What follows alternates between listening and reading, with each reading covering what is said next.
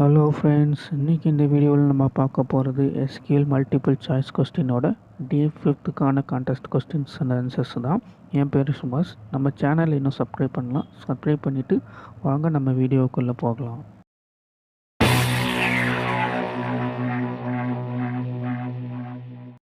இந்த வீடியோக்கான first question, which of the following utility supports bulk export and bulk imports data and generation format files?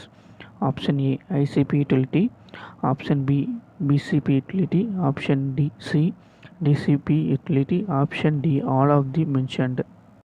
Next question, dash does not allow bulk export operation in SQL Server. Option A insert select, option B delete, option C update, option D none of the mentioned. Next question, which of the following performance considerations are regarding bulk operation? Option A column locking, option B batch switches, option C constant checking of null constants, option D all of the mentioned.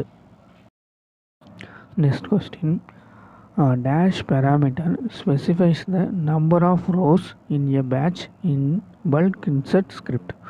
Option A keep nulls, option B keep identity, option C fire triggers, option D none of the mentioned.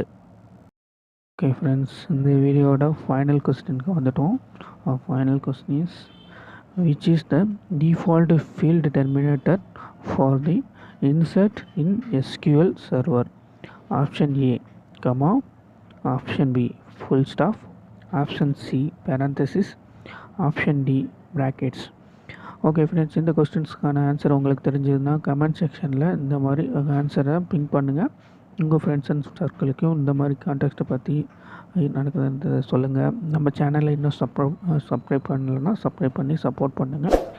மேலும் என்னென்ன மாதிரி வீடியோவில் உங்களுக்கு வேணுன்றதை கமெண்ட்டில் போட்டிங்கன்னா next time அந்த மாதிரி வீடியோஸை நம்ம பண்ணுவோம். தேங்க்யூ.